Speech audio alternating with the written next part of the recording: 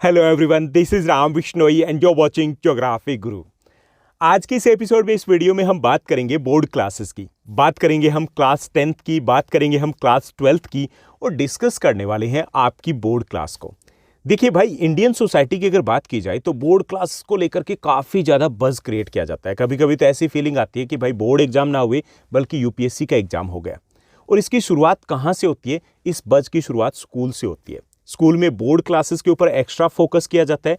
Board classes means no games period, board classes means no other activities, board classes means no annual day performance और 0 period extra लगता है।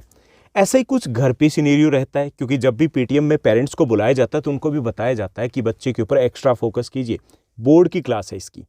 और घर वाले भी फिर आपके मोबाइल को लेकर के, आपके टीवी को लेकर के टोका टिप्पणी करना शुरू कर देते हैं।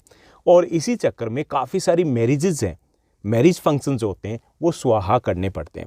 सेम सिनेरियो, इसी टाइप का सीन है आपकी कोचिंग क्लासेस में भी रहता है। बोर्ड क्लासेस को लेकर के एक्स्ट्रा फोकस रहता है और आपकी संडे को भी एक्स्ट्रा क्लासेस लग जाती है। हम भी काफ़ी सारी एक्स्ट्रा प्रिपरेशन करते हैं बोर्ड क्लास को लेकर के। भाई बोर्ड क्लास है, ओके, तो हमारा सिलेबस है वो टाइमली हम कवर करते हैं। प्री बोर्ड एग्जाम्स हम सीरियसली देते हैं, सिंपल क्वेश्चन पेपर को सॉल्व करते हैं। टीचर्स, पेरेंट्स की ओर से काफ़ी सारे टिप्स मिलते हैं, उनको लेकर के हम बोर्ड एग्जाम देने जाते हैं। लेकिन बोर्ड एग्जाम में एक और चीज़ होती है जिसको लेकर के हमारी प्रिपरेशन नहीं होती। वो होती है फर्स्ट डे। जब हम जाएंगे तो बोर्ड एग्जाम में हमें हमारी आंसर शीट का फर्स्ट पेज मिलेगा, जिसको हम ओएमआर शीट कह सकते हैं, या जिसको हम कह सकते हैं फ्रंट पेज या फिर आपका टाइटल पेज। ओके, उसके ऊपर हमें काफ़ी सारी डिटेल्स को फिल करना होता है और उन डिटेल्स को लेकर के फर्स्ट 2-3 डेज स्टूडेंट्स काफ़ी सारी मिस्टेक्स कर देते हैं। खास तौर पे पर्टिकुलरली अगर हम बात करें क्लास 10th के स्टूडेंट्स, क्योंकि उन्होंने बहुत अच्छे तरीके से पहले प्रैक्टिस नहीं की होती, तो वहाँ जाते हैं तो हड़बड़ी में कुछ ना कुछ गड़बड़ हो जाती है और कई बार ये गड़बड़ भारी पड़ जाती है। 12th के स्टूडेंट्स के साथ ऐसा नहीं कि वो 10th में दे चुके हैं तो 12th में मिस्टेक्स नहीं करेंगे, क्योंकि उन्हें भी ऐसा कुछ होता है कि इन बिटवीन इस प्रकार की शीट वगैरह को वो फिल नहीं करते हैं, कहीं पर भी उनको नहीं मिलती है, तो वहाँ जाकर के गड़बड़ हो जाती है। तो यहाँ पे हम इस वीडियो में बात करने वाले हैं आपकी ओएमआर शीट की, बात करने वाले हैं आपके फ्रंट पेज की, यानी कि बोर्ड एग्जाम का फ्रंट पेज है, उसमें हमें एंट्रीज को कैसे फिल करना है। ओके, किस टाइप से हमें टाइटल पेज को भरना है, कहाँ पर क्या पूछा जाएगा, वो सब कुछ हम यहाँ पर डिस्कस करेंगे।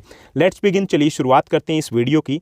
तो मैं आपके साथ शेयर करने वाला हूँ आपके बोर्ड एग्जाम की ओएमआर शीट को, यानी कि टाइटल पेज को, फ्रंट पेज को।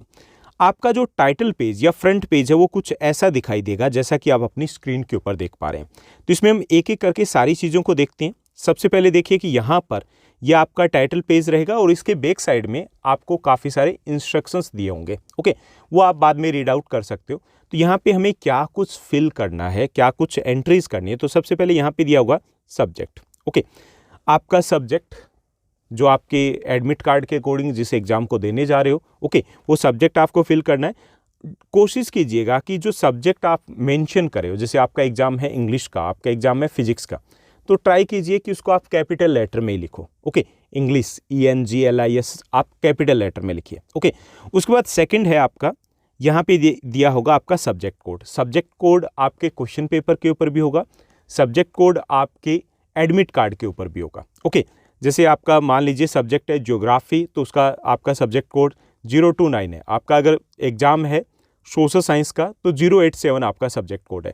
तो आपको ये यहाँ पे हिंदी में भी दिया है और इंग्लिश में भी दिया है।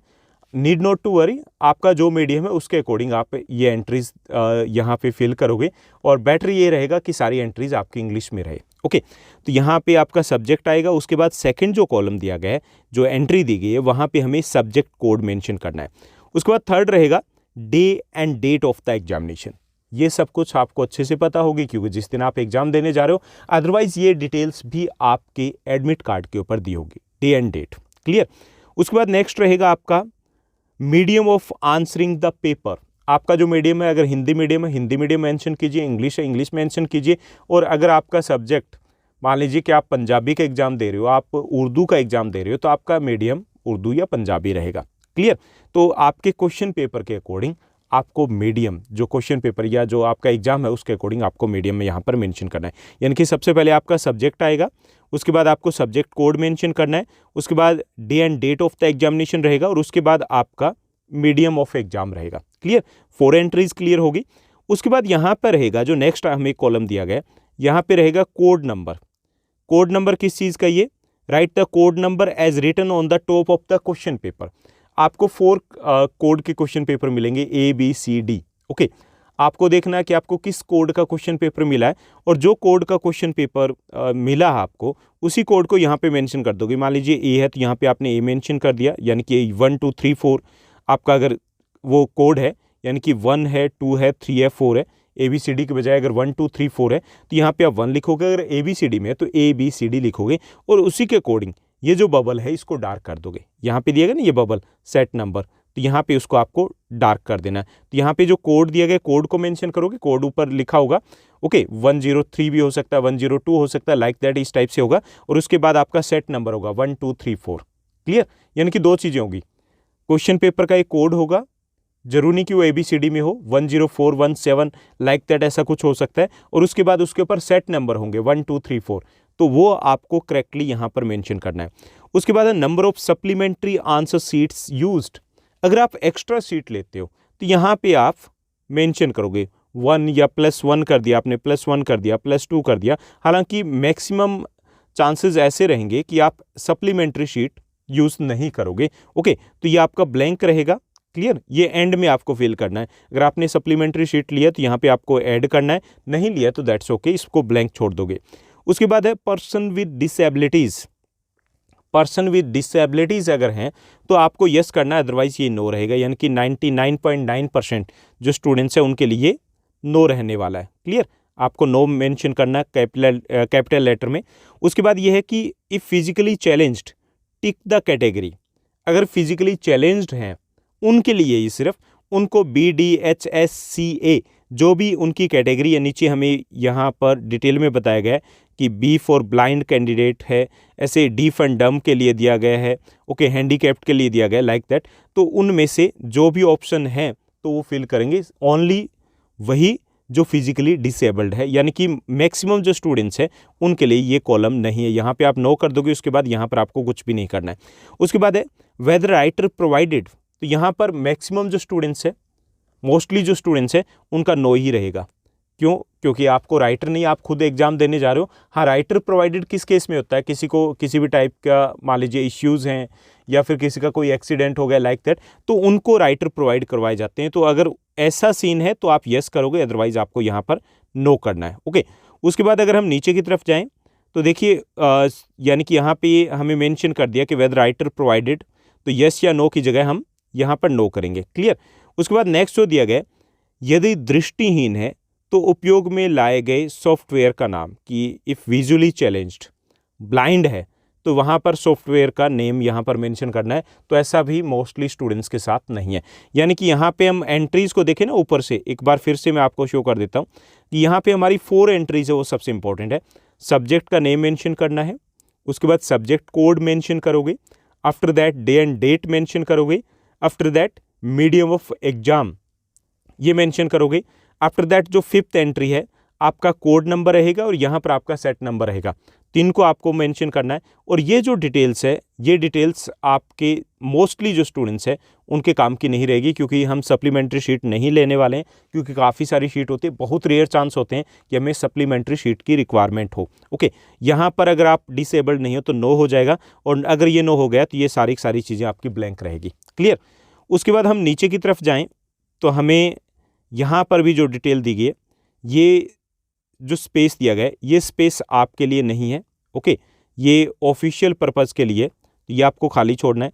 उसके बाद हम सेकंड रो में आएंगे जहाँ पर हमारी एंट्रीज़ होगी काफ़ी सारी। तो यहाँ देखिए, ये जो स्पेस है ऊपर की तरफ दिया गया, इसको आपको ब्लैंक छोड़ना है, कुछ भी नहीं रहेगा।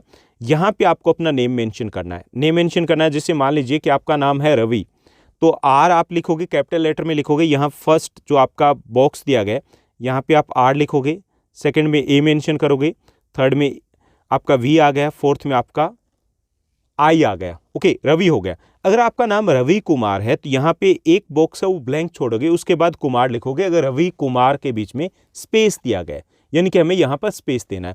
उसके बाद आपने यहाँ पे मेंशन कर दिया रवि कुमार, फिर आप क्या करोगे कि जैसे आर के नीचे फिर आर को देखोगे, यहाँ पे आर दिया गया, आर दिया गया तो इस बबल को आपको डार्क करना है, पूरी तरीके से डार्क करना है। क्लियर।